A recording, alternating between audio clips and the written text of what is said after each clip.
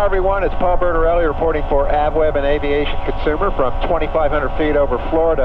You may recall from a couple weeks ago we reported on the AVweb channel about an airplane called the Merlin PSA for personal sport aircraft.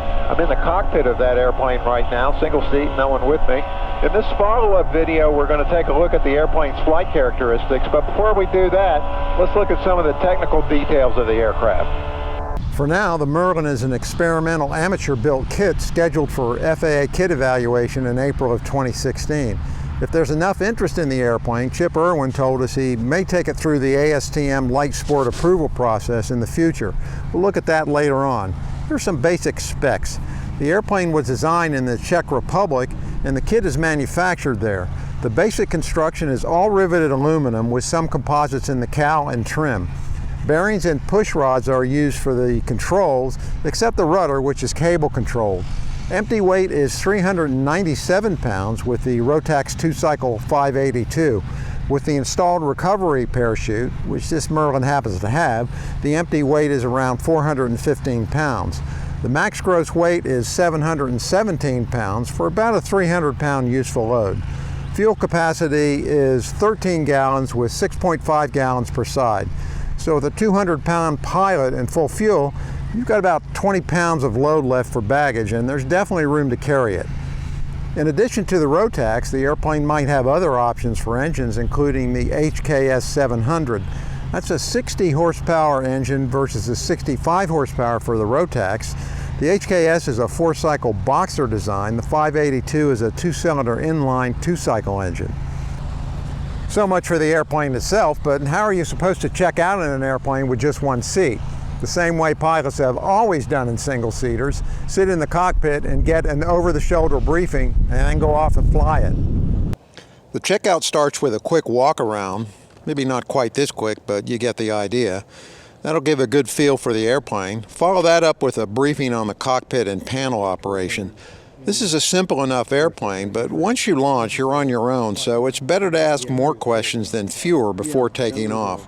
The avionics are probably the most complex part of the airplane, and that's not really all that complex. The thing you couldn't see during my over-the-shoulder briefing with Chip is the layout of the cockpit, so I'll turn the camera around for a look at that.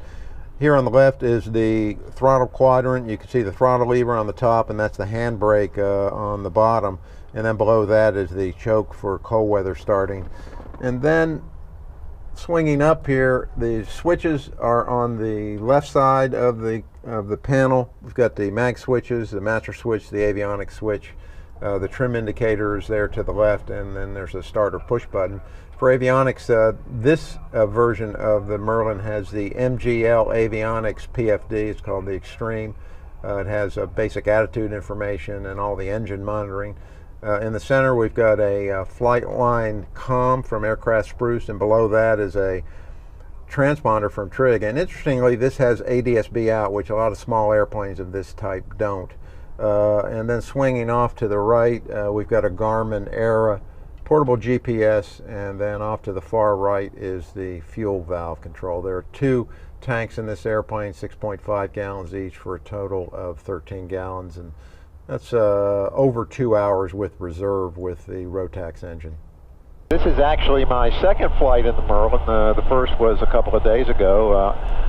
Chip thought it'd be a good idea for me to get a better feel for the airplane. I think that's probably true, because the first flight in any airplane, particularly if you're alone and you don't have anybody to point things out or to save your braking if you screw up, you spend most of the time just kind of sorting things out. So now I'll have some time to go out and actually try some maneuvers.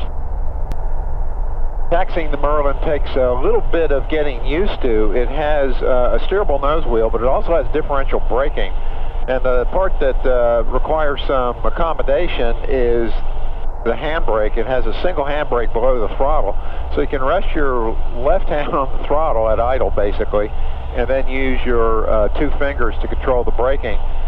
It has differential braking, which most light sports don't have both the steerable nose wheel and differential braking. This one does.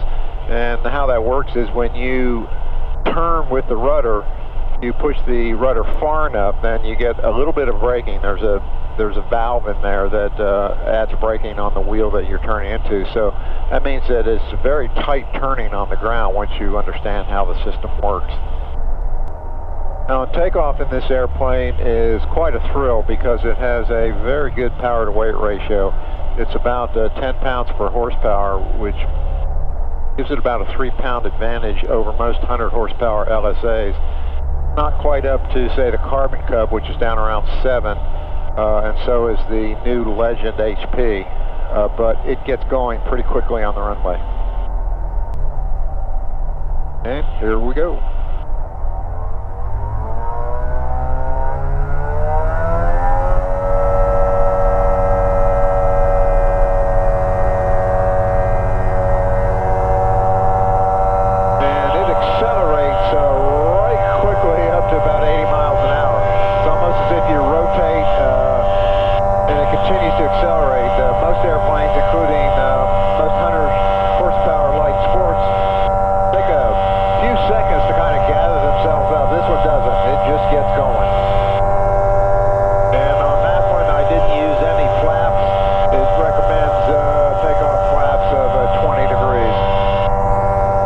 Handling, the Merlin, like most LSAs, is light on the controls.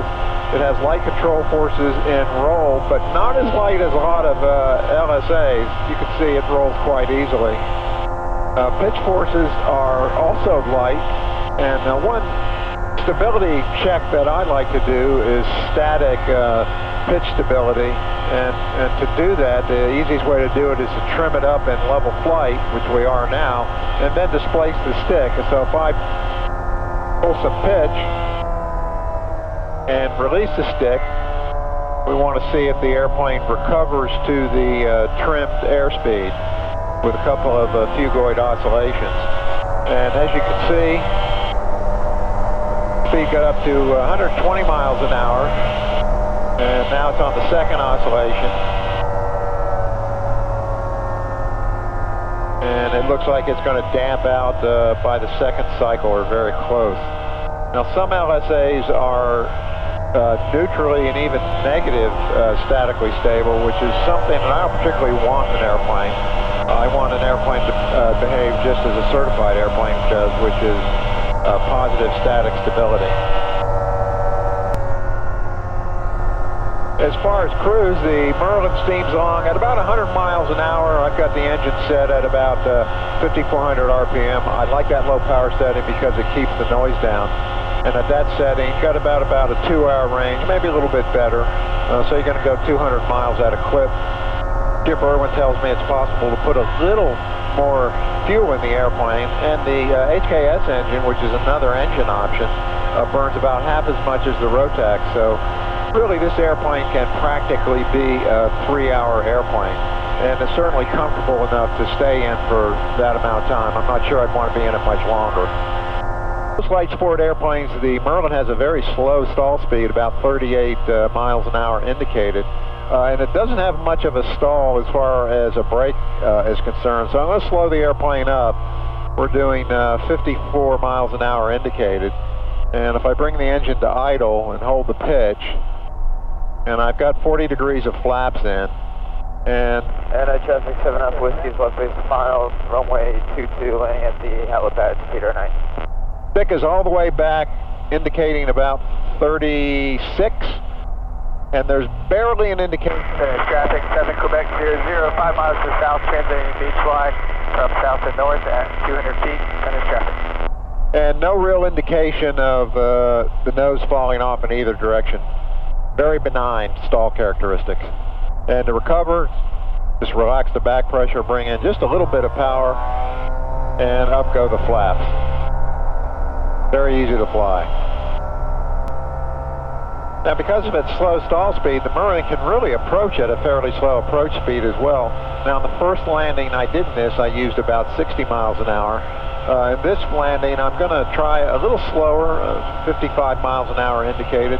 With full flaps, 40 degrees, about 65 for the turn to base. A little bit of power gives a nice stable approach.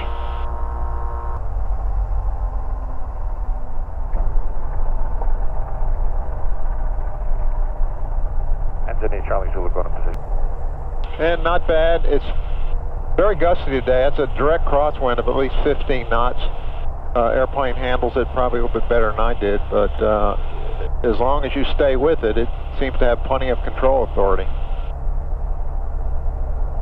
And you can find out more about the Merlin PSA at Aeromarine LSA.com and in a future issue of Aviation Consumer Magazine. For AVweb and Aviation Consumer, I'm Paul Bertorelli reporting. Thanks for watching.